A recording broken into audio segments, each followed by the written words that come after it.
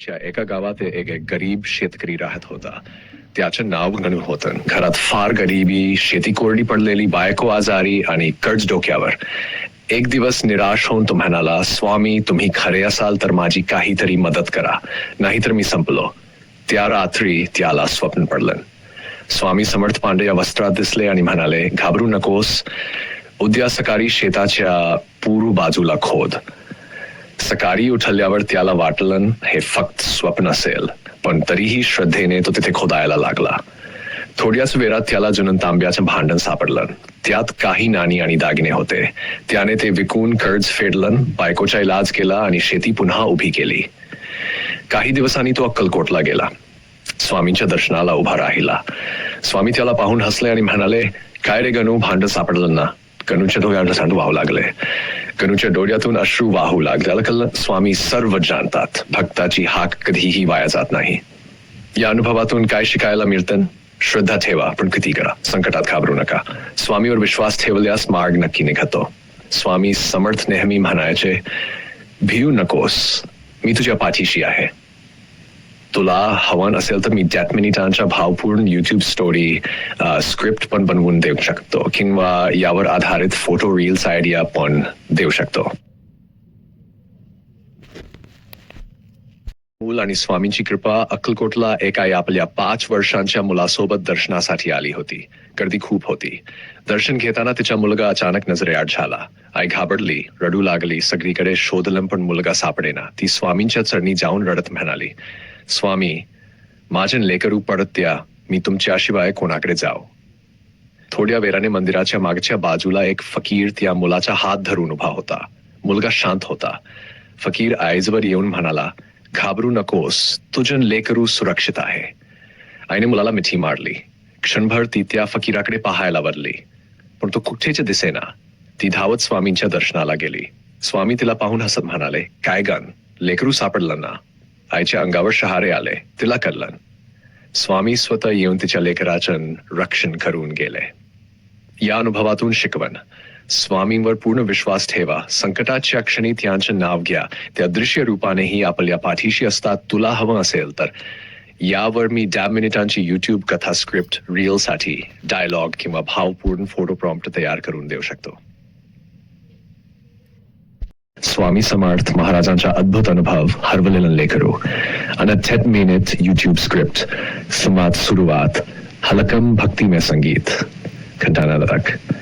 भिऊ नकोस, मी तुझ्या पाठीशी आहे. ही केवळ वाक्य नाही, हा आहे विश्वास, हा आहे आधार, आणि हा आहे अक्कलकोटच्या श्री स्वामी समर्थांचा आशीर्वाद. आज आपण ऐकणार आहोत एक सत्य अनुभव, एका आईच्या आक्रमणाला धावून आलेल्या स्वामींची कथा. दृश्य 1, अक्कलकोट दर्शन. मंदिराची दृश्ये, भक्तांची गर्दी, भजन चालू. एक आई आपल्या 5 वर्षांच्या मुलासोबत अक्कलकोटला आली होती. तिच्या चेहऱ्यावर भक्ती होती, पण आयुष्यात संकटही खूप होती. ती मनोभावे म्हणत होती, स्वामी माझ्या लेकराचं रक्षण करा. दृश्य 2, गर्दीत हरवलेलं लेकरू. गर्दी वाढते, थोडा तणावपूर्ण संगीत. दर्शनाच्या वेळी अचानक तिचा हात सुटला. मुलगा गर्दीत हरवला. आई घाबरली, माझा बाळ कुठे गेला? ती इकडे तिकडे पडू लागली. डोळ्यातून अश्रू, हृदयात भीती.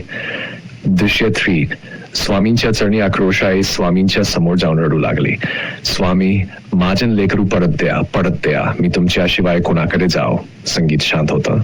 दृश्य 4, चमत्कार. मंदिराच्या मागे एक फकीर त्या मुलाचा हात धरून उभा होता. मुलगा अगदी शांत. फकीर म्हणाला, घाबरू नकोस, तुझं लेकरू सुरक्षित आहे. आईने मुलाला मिठी मारली. ती फकीराकडे पाहते आणि क्षणात तो अदृश्य. दृश्य पाय, सत्य उलगडत नाही. पुन्हा स्वामींच्या दर्शनाला गेली. स्वामी तिला पाहून हलकेच हसले. काय गण, लेकरू सापडलं ना? आईच्या अंगावर काटा आला. तिला समजलं, स्वामी स्वतः फकीराच्या रूपात आले होते. शेवट संदेश निवेदक. मित्रांनो, भक्ती म्हणजे अंधविश्वास नाही. भक्ती म्हणजे न संपणारा विश्वास. संकट येईल, भीती येईल, पण एकदा मनापासून हाका मारा, स्वामी धावून येतील.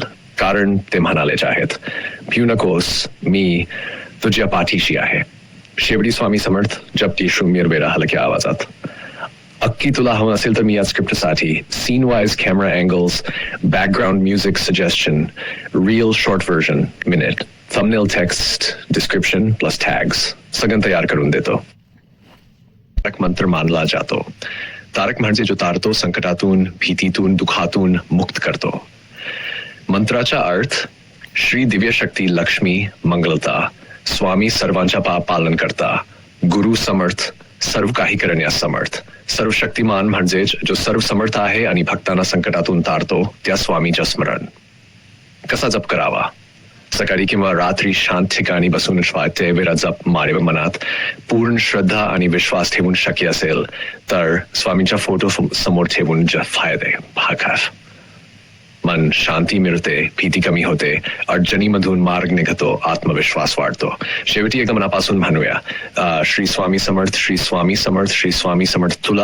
तुला हवन असेल तर मी 10 मिनिटांचा जप ऑडिओ स्क्रिप्ट किंवा जप कसा सिद्ध करायचा त्याची पद्धतही सांगू शकतो. श्री स्वामी समर्थ, श्री स्वामी समर्थ. श्री स्वामी समर्थ, श्री स्वामी समर्थ. टेस श्री स्वामी समर्थ, श्री स्वामी समर्थ. सेमी समर्थ, श्री स्वामी समर्थ. वेट श्री स्वामी समर्थ. पायट Shri Swami Samarth. Date Shri Swami Samarth. Samarth Shri Swami Samarth. Door Shri Swami Samarth. Swartl Shri Swami Samarth. Shri Swami Samarth. Samarth Shri Swami Samarth. Shri Swami Samarth. Shri Swami Samarth. Shri Swami Samarth. Shri Swami Samarth. Shri Swami Samarth. Shri Alami Shri Swami. Shri Swami Samarth. Shri Swami Samarth. Shri Swami Samarth. Shri Swami Samarth. Shri Swami Samarth. Shri